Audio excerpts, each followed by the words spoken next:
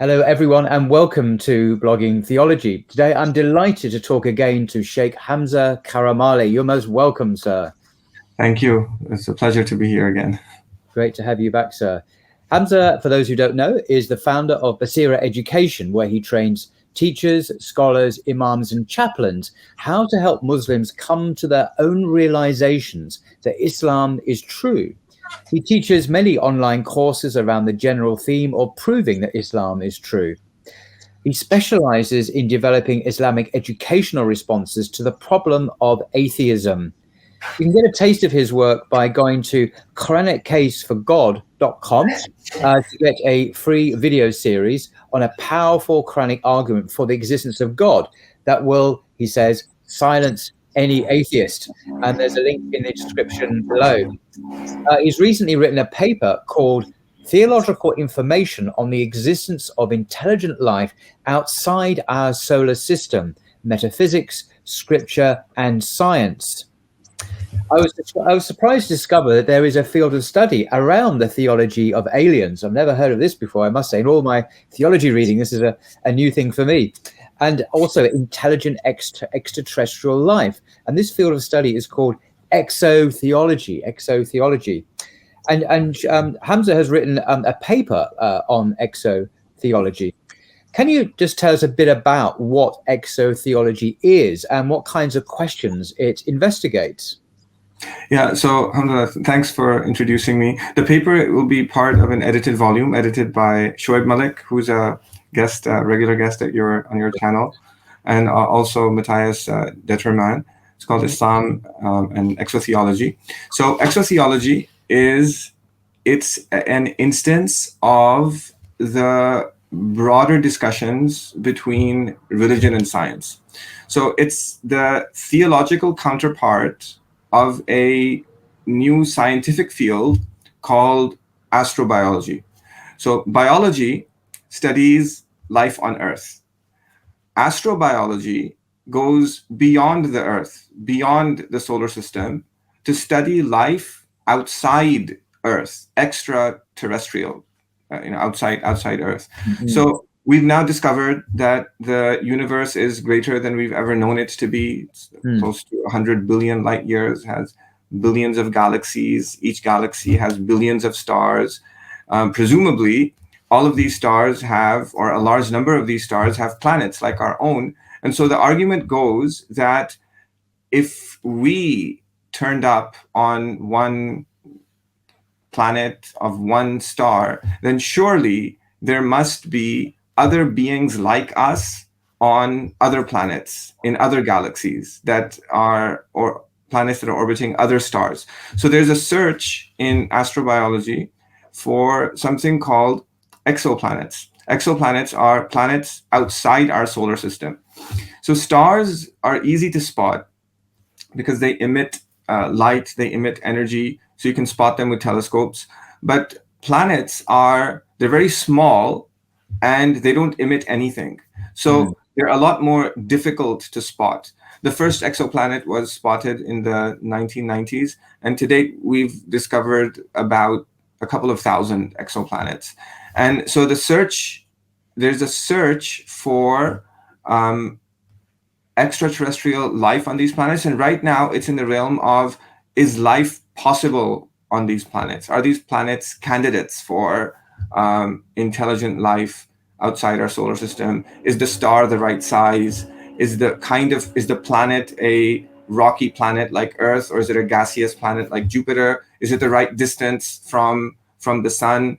Is it in the right location in the galaxy? And so they're identifying candidates, and the hope amongst the scientific community is that as our abilities to observe, who knows, maybe one day visit these places improves, maybe we will discover intelligent life like our own. So this is astrobiology. A lot of money is being spent on this research, and this raises theological questions. Right. Meaning that if we were to discover intelligent life like our own, then what implications would that have for our own religious beliefs as Muslims, or it rose out of a Christian context for Christians or for Jews? And then also a little bit more of a hypothetical is that, do these beings have their own religious beliefs? And what problems might we pose to them? So this field, it's called exotheology. Christians have written a lot in this field. Muslims haven't that much. And so this volume that was edited by Shoaib and Matthias.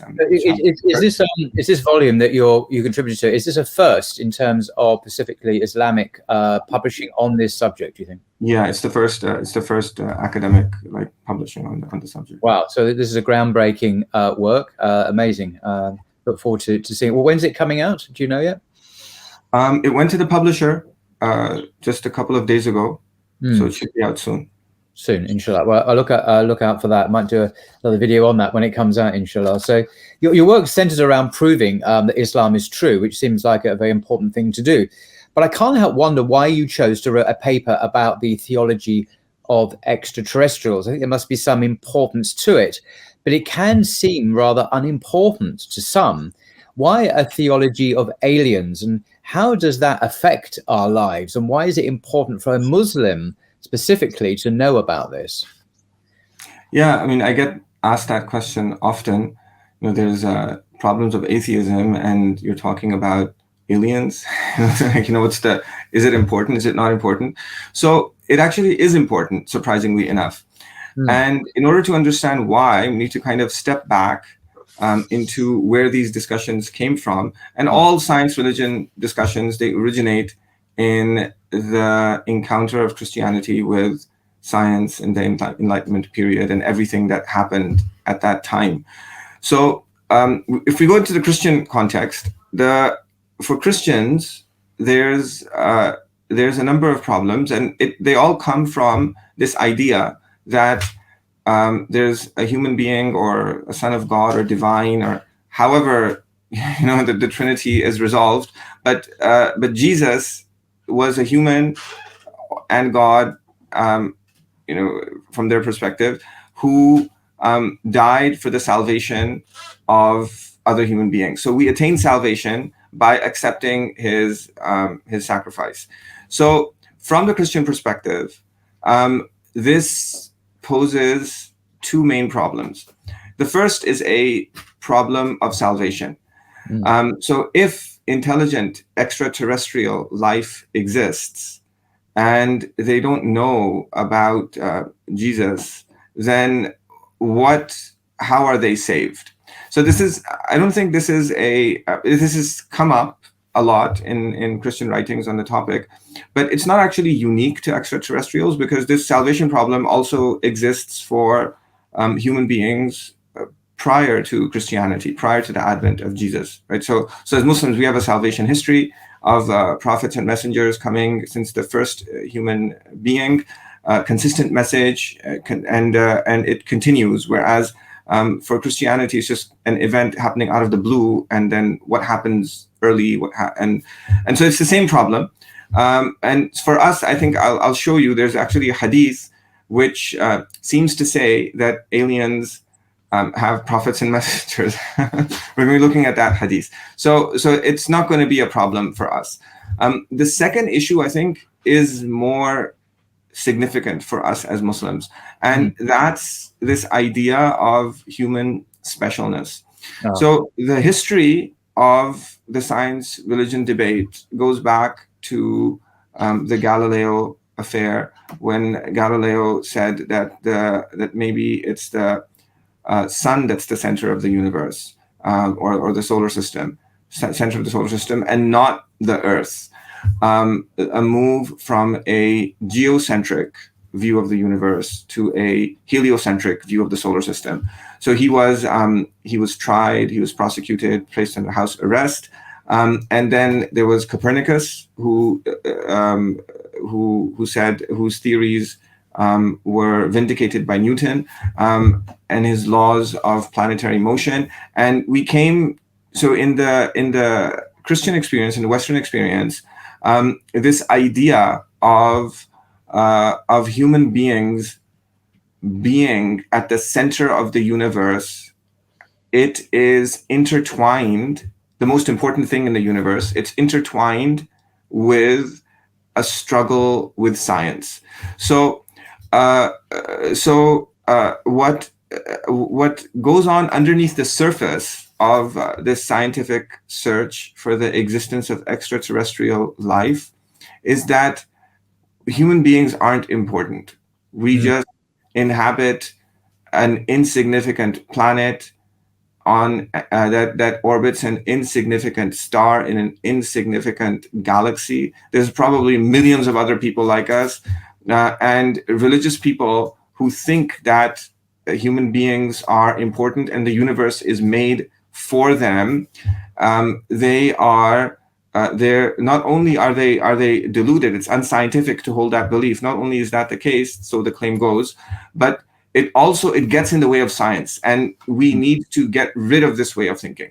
I remember Stephen Hawking, famously the professor at Cambridge University, who passed away a couple of years ago, saying, if I remember rightly, was the effect that human beings are like scum on the surface of an insignificant planet in the middle of nowhere. He had a very, very negative view. And it's curious that his own supervisor, when he did his PhD, another eminent scientist at Cambridge, completely disagreed with this and had a view that was more sympathetic to the theistic point of view. But the view you outline is certainly held by some very prominent scientists and others, although it is, as I say, pushed back by other scientists. Yeah, and so that's why I actually wrote the paper, because what I found is that Muslims are quick to say that there's nothing in the Quran that contradicts the existence of extraterrestrial life. Extraterrestrial life can exist, and it lies within the power of God to create intelligent extraterrestrial life, and leave it at that. So I think that's true.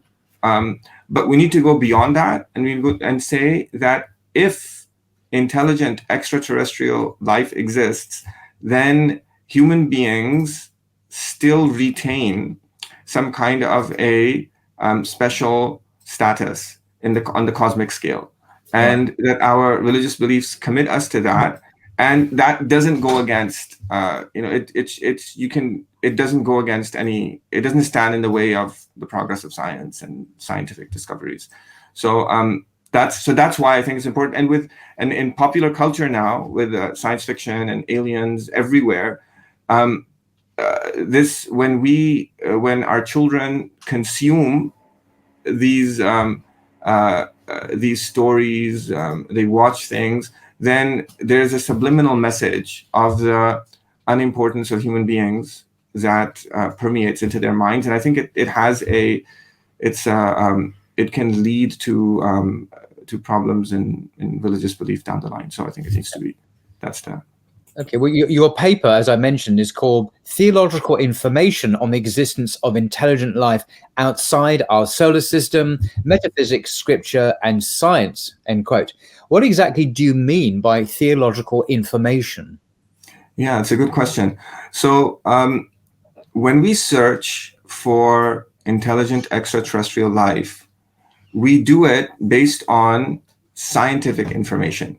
So we make observations, we gather results, we examine them, and we come to conclusions regarding physical observations.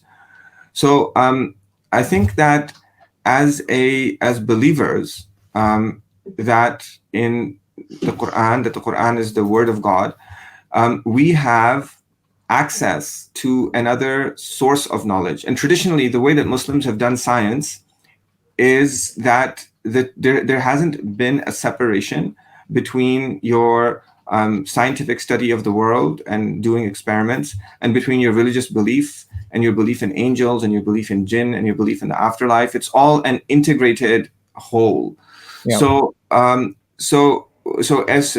when I examine a question, it's natural for me to do science, but also to turn to scripture and see, well, what does it have to say, and is there any information in scriptural sources on intelligent extraterrestrial life, and that should inform my scientific inquiry, and there's nothing wrong with that.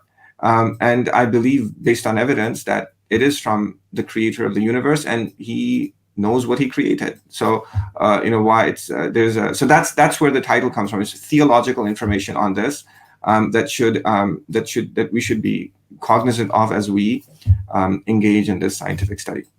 Okay. What I find, I often push back on this when I a couple of colleagues of yours who've said this already, that we already believe, do we not, in angels and jinn? And doesn't that kind of mean that we have clear evidence of existence of intelligent life that is not from this planet, if you like, extraterrestrial life? So don't we already believe in angels and jinn anyway? So that's a dimension that you don't appear to factor that into your analysis.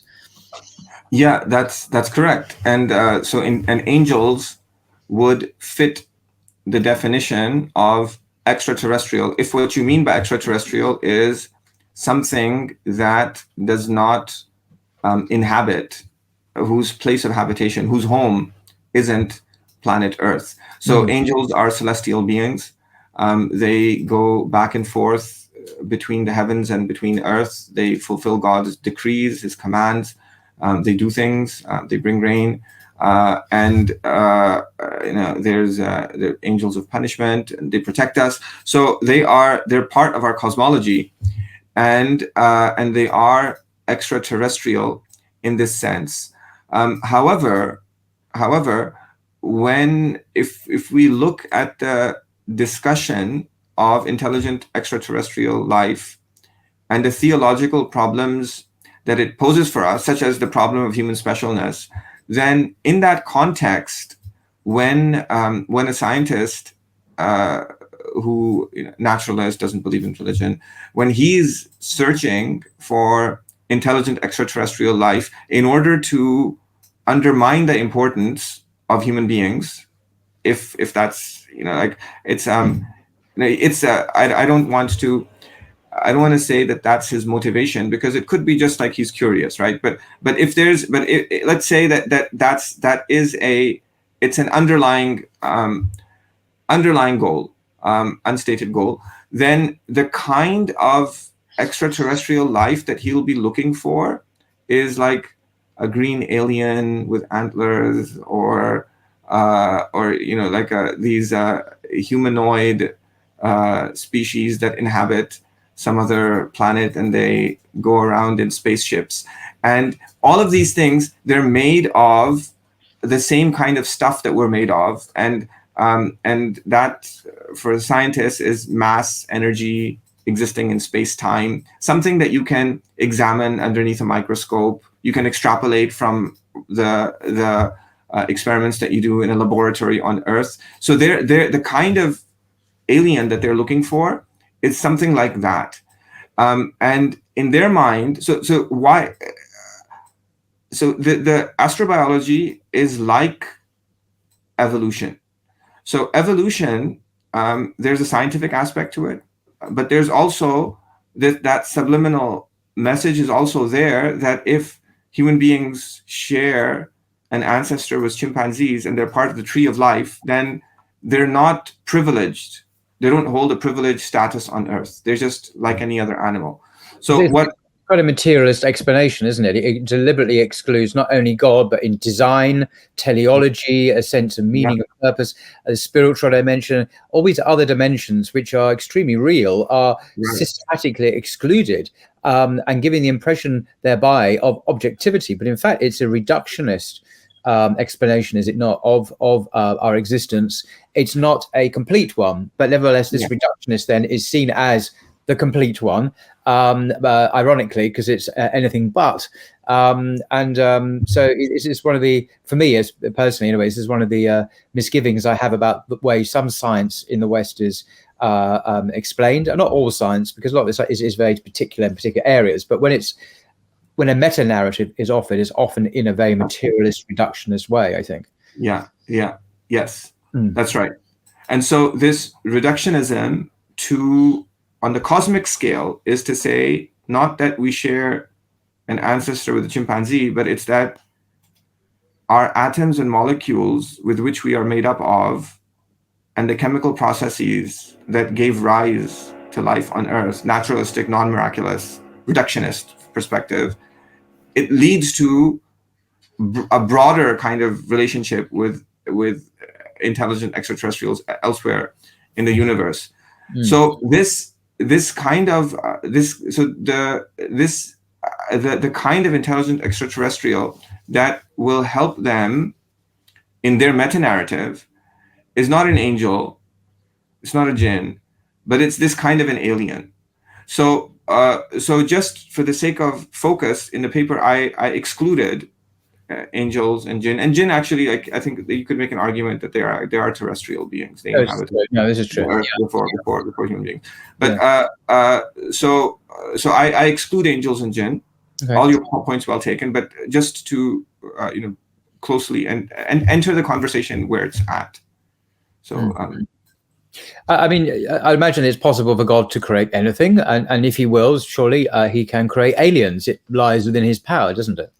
Yeah, right. That's Inna Allaha ala kulli shay'in qadir. Verily, Allah is able to realize any contingent possibility. That's how the traditional scholar of tafsir would explain this verse. So we have. So what you just articulated is a metaphysics of contingency. So it's a view of the world where everything is dependent on God. God can realize any possibility. He's the one who makes the sun shine. He's the one who makes the wind blow. And so an intelligent extraterrestrial is just any other contingent thing, and he can realize it. And he can realize it through natural means, or he can realize it through miraculous means. So that's our perspective.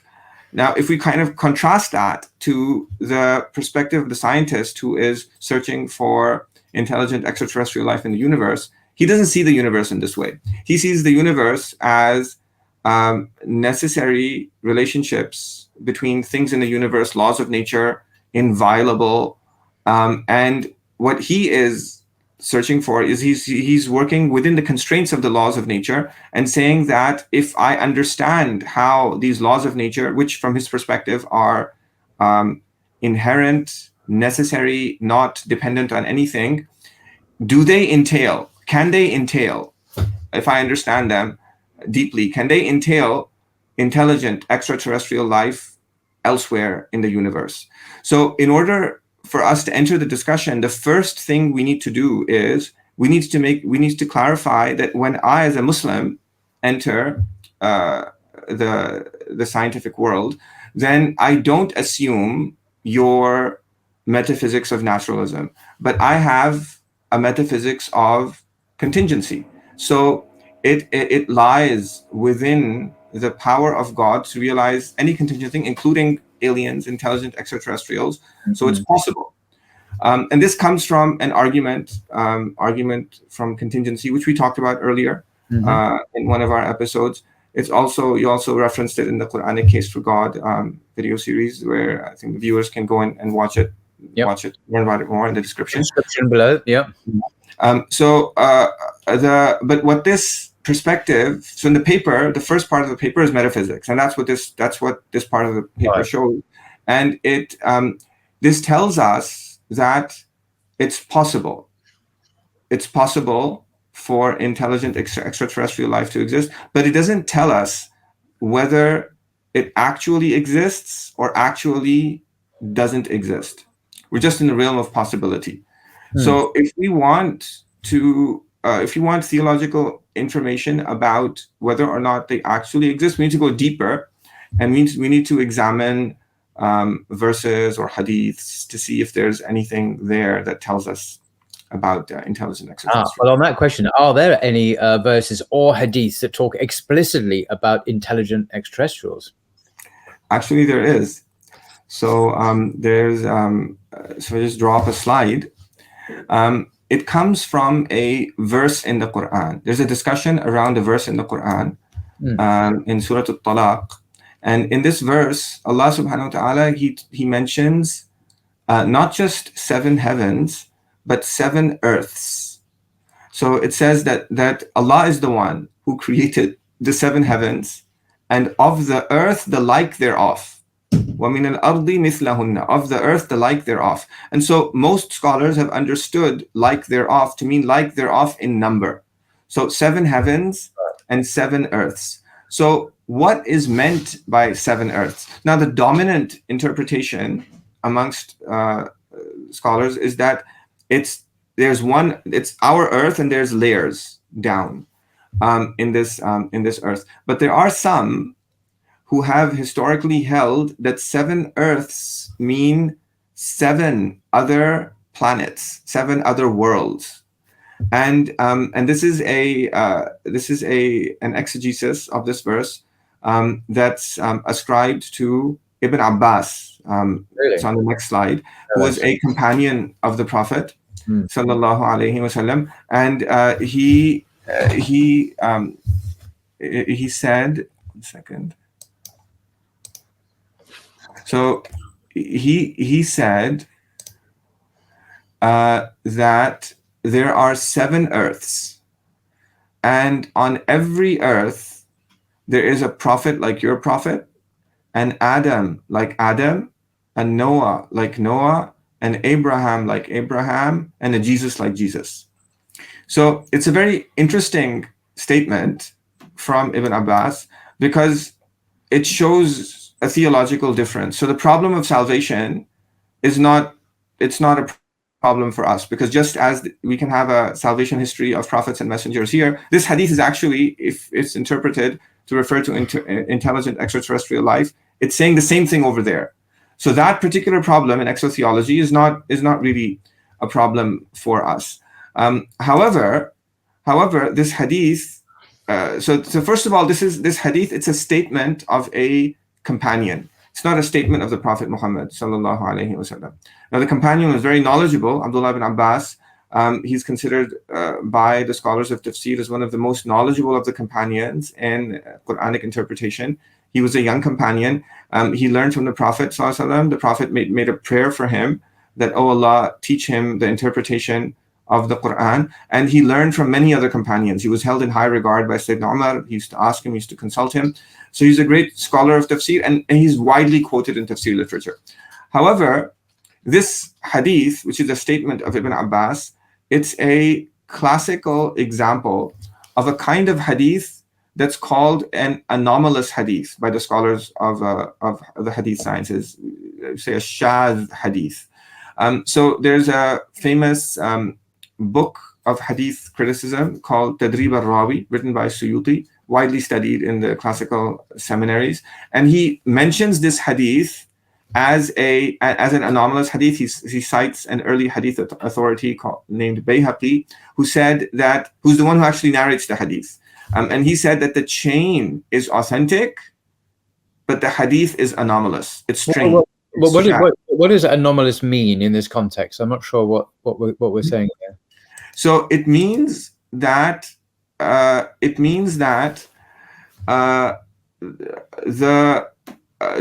Bayhaqi, he says, he expands on it elsewhere. Right. Actually, in that same statement, he says that there are. So if you look at the chain of transmission, there are 2 narrations, both narrated by Bayhaqi, and the 7 earths hadith. If you start at the top, you come down from the 7 earths hadith, you see Ibn Abbas in both places. Yeah. And then from Ibn Abbas, you see a narrator whose name is Abu Duha. It's the same. So both of these, they go back to Abu Duha. And then from Abu Duha, then the chain diverges. So you have Ibn Abbas, Abu Duha, and then multiple people narrating from Abu Duha. So when there are in the hadith community, you have hadiths that are narrated by many people, and from very early on, there's a companion, and from that companion, many people took it from the companion, and there's many people took it from the followers. It's a widely well-known hadith, and there are other hadiths that are narrated from a companion by just one individual. Now, when there's just one individual, the scholars of hadith are careful. Because there's no corroborating reports, they will say that it may be that this person has made a mistake. So it's a solitary attested hadith, it's not mutawatir, multiply attested clearly by many people, and so that this unique solitary hadith, which had fairly unusual content, perhaps. That's the second part. It's a solitary hadith with a unique, unusual content.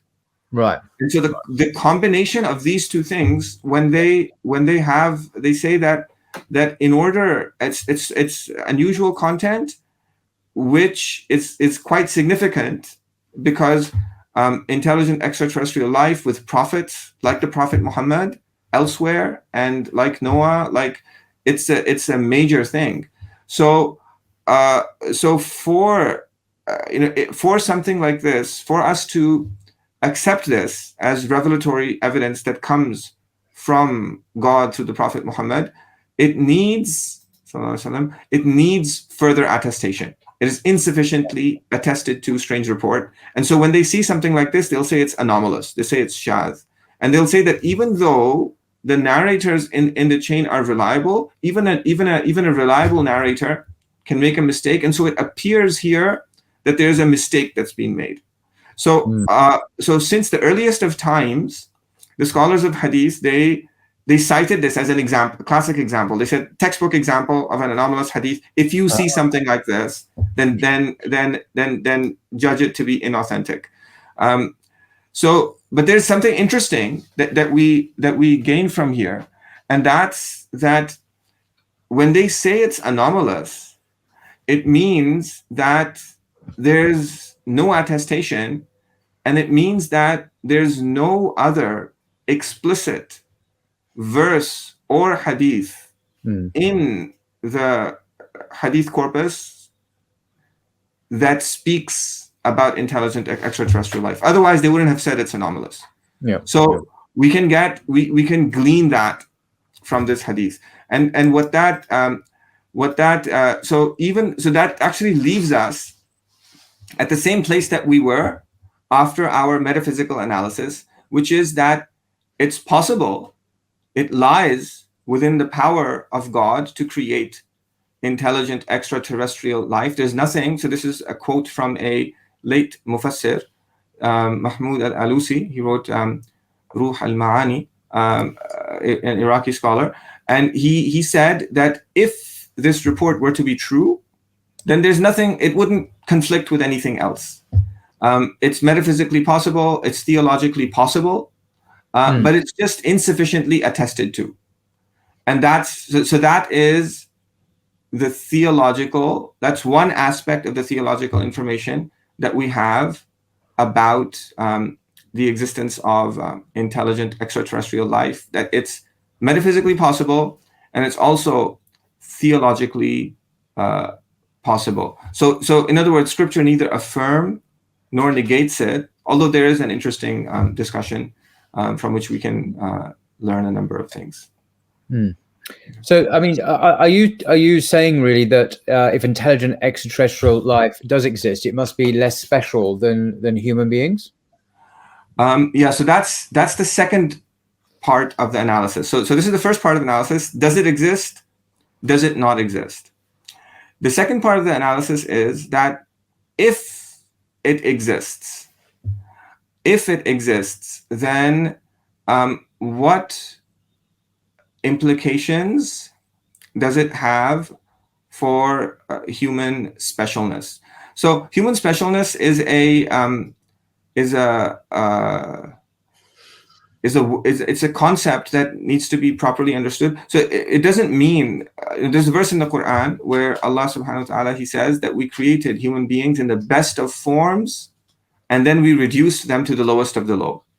So the fact that human beings are special doesn't mean that they are inherently the best thing and most beloved thing to God. They have to do something to become that way. So the specialness of human beings refers to a potentiality that may be realized by some of them, may not be realized by some of them. So actually, if an intelligent extraterrestrial were to exist, actually a particular intelligent extraterrestrial might be more special, more beloved by God than a particular human being, because a particular human being made bad choices and went to the hellfire, and the intelligent extraterrestrial made good choices and he goes to paradise. But just like the jinn, humans and jinn, same idea. But human beings have a they have a higher potential, and there's a cosmic significance that they have that's mentioned in the story of creation. Is it's related to human beings, and there are a number of verses in the Quran that illustrate this, and there's also some statements from scholars. So what I did in this paper, in this paper I worked from within the Sunni scholarly tradition. So meaning that within the Sunni scholarly tradition, there are a number of positions on which the late scholarly tradition kind of coalesces on, and they're considered givens. And so one of these, and so I worked within these givens. I explained where these givens are coming from, but I hope to explain it in greater detail in a future article. So in the second set of slides, this kind of a statement is typical amongst the scholars of Hadith, amongst the scholars of Tafsir. This is from a scholar called Abdul Rauf al-Munawi. He's the author of a book called Faydul Qadir, which is a commentary on Suyuti's compilation, alphabetical listing of a very large number of short hadiths from the Prophet sallallahu alaihi wasallam. It's widely cited. So he said that Allah has surely honored the human being more than everything else that He has created. He is the cream, the quintessence, and the purpose of the universe. He is the one for whom He has subjugated everything in the heavens and the earth. This is interesting. There's a verse that he's alluding to when he says this. Allah subhanahu wa ta'ala, He says in the Quran, don't you see that Allah has subjugated to you, for you, sakhara lakum, has both meanings, subjugated to you, for you, i.e. for your benefit, everything in the heavens and everything in the earth. So this is actually now, there's some very interesting work that's being done by Michael Denton of the Discovery Institute, where he's argued scientifically that human beings have a privileged place in the universe. So he says that yes, Copernicus displaced human beings from being the physical center of the universe, but when you then this is what the design in the universe shows. So any argument from design that you make, the fine-tuning of the constants of the universe, the distance of the earth from the sun, the length of the night and day, all of these arguments, they're based on this idea that if the universe had been a little bit different, then we would not have existed. We would not have existed. So there's an anthropocentric aspect to design arguments. And so from this perspective, like scientists who make this argument, they say that what I observe in the universe shows that actually we are special. Things have been made. And there's an interesting book that just came out last year, which I got delivered from Amazon just 2 days ago, The Miracle of Man, The Fine-Tuning of Nature for Human Existence by Michael Denton, who you mentioned. And if I may, on the back cover, can I just read to you an extraordinary review of this book? He's Michael Denton, by the way, is senior fellow with the Discovery Institute Center for Science and Culture. This is the Michael Stephen Mayer's institute, I suppose, in America, Maya. And on the back cover, it says the following. There's a great bit of writing this. For years, leading scientists and science popularizers have insisted humans are nothing special in the cosmic scheme of things. In this important and provocative new book, this one, The Miracle of Man, renowned biologist Michael Denton argues otherwise. According to Denton, the cosmos is stunningly fit, not just for cellular life, not just for carbon-based animal life, and not even just for air-breathing animals, but especially for bipedal, land-roving, technology pursuing creatures of our general physiological design. In short, the cosmos is specifically fit for creatures like us. Drawing on discoveries from a myriad of scientific fields, Denton masterfully documents how contemporary science has revived humanity's special place in the assemblage of special place in nature, I should say. So he's reviving this idea of the anthropocentric cosmos, as you've just said, the man-centered universe. Yeah. The human person, as revealed by modern science, is no contingent assemblage of elements, an irrelevant afterthought of cosmic evolution, Denton writes. Rather, our destiny was inscribed in the light of stars and the properties of atoms since the beginning. Now we know that all nature sings the song of man. Our seeming exile from nature is over. We now know what the medieval scholars only believed, that the underlying rationality of nature is indeed manifest in human flesh. And with this revelation, the delusion of humankind's irrelevance on the cosmic stage has been revoked. There we are, end quote. So that's quite a nice bit of prose there. And this is I mean, I can't really show you, but there's lots of diagrams and quotes from the latest scientific evidence about, well, the earth we live in and our bodies, whether it be breathing, circulation, oxygen, and many other things as well, to demonstrate his hypothesis that the fine-tuning of nature is for human existence itself. Yeah, I highly recommend his books. I actually use them, and because what he does is he gathers scientific information from the perspective of a religious believer who says that God made this universe for mankind, and so he expresses this view scientifically very, very well, and I think something that we should permeate our own scientific education. So that's why, if we go back to the verse that I was just expounding, this verse, that's what it says, that Allah has subjugated to you for your use, for your benefit, everything in the heavens and everything in the earth, meaning everything. And that's where this quote from Munawi, which the other hadith scholars like Qastalani has a commentary of on al-Bukhari, Mufassirun like al-Biqai, there's a whole host, even in the Indian subcontinent, Maulana Ashraf Ali Tanvi, it's very widespread amongst the late Sunni scholarly community that human beings are, that the universe has been made for human beings, not to subjugate and make atomic bombs and destroy humanity, but to use to worship God, and for our benefit, to be grateful to God and to maximize the moral force that we release into the universe. So so there's this verse, but then there's also other revelatory evidence. So the opening verses of the Quran that talk about the creation of Adam he's a special creation. Allah subhanahu wa ta'ala mentions in the Quran that he created Adam with his own two hands, which is a figurative expression, meaning that it's a very special, human beings are a special, divine, direct, miraculous creation of God.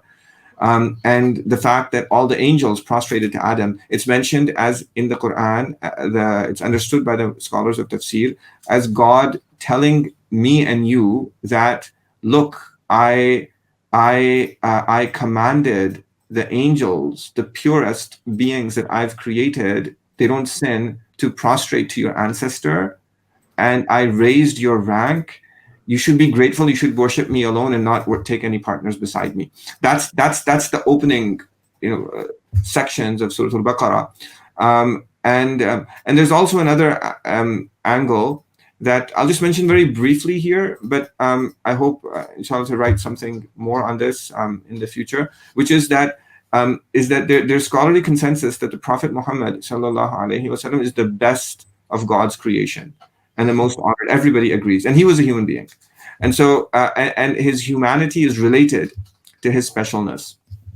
So so what we need to do is we need to yes, we need to affirm that it's possible for intelligent extraterrestrial life to exist, but I think we need to add the qualification that if it does, that there is a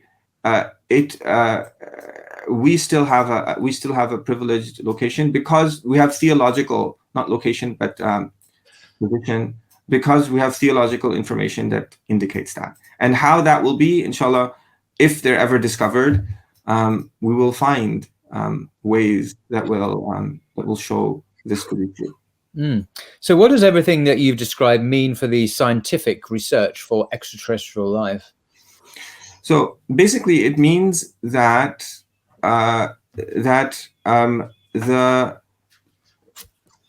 if a scientist were to discover the existence of intelligent extraterrestrial life, it wouldn't conflict with anything that the mere existence would not conflict with anything that a Muslim believes in. In fact, if you just go back to those slides that you had,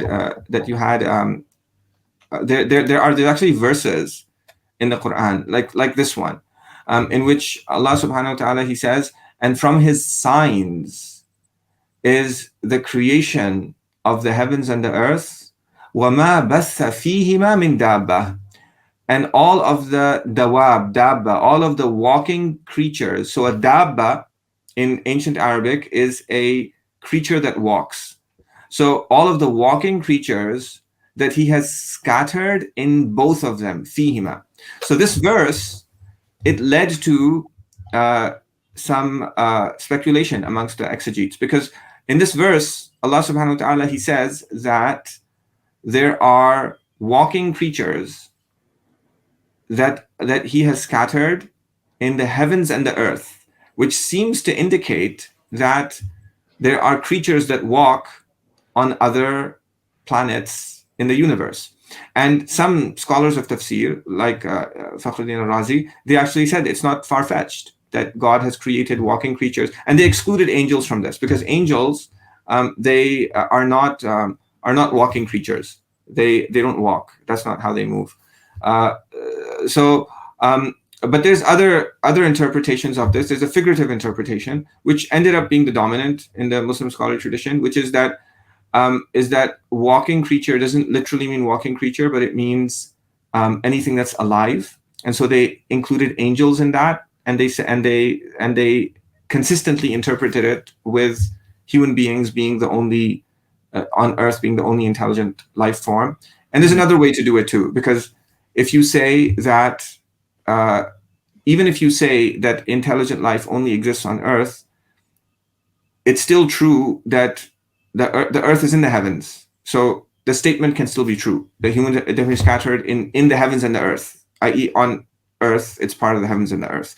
But this digression aside, whether this verse should be figuratively interpreted or literally interpreted, a scientific discovery of intelligent extraterrestrial life would solve the problem. So it's actually, and it's an example of how a scientific discovery can help us interpret a verse of the Quran. Because the assumption is that not assumption, but the evidence-based conclusion for Muslims, because we have evidence that Islam is true, is that the one who is speaking in the Quran is the one who made the universe. So he made the universe, he speaks in the Quran. So when I discover things about the universe and he talks about the universe, the two things go together. So this is actually interesting, because it's an example of how not only would a scientific discovery of extraterrestrials not go against anything that we believe in, it's actually theologically useful. And it helps us understand a particular verse of the Quran. But the qualification, so it's possible for intelligent extraterrestrial life to exist, but the qualification of intelligent extraterrestrial life being less special than human beings, that also it's not a scientific question. So whether something is special or not with God, it's something that ultimately he has to tell us.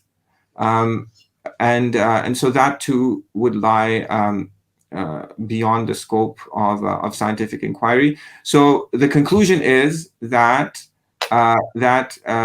is that the search for intelligent extraterrestrial life would not, whichever way it ends up, it doesn't conflict with my belief as a Muslim, and it could be theologically useful to help me understand something in a better way.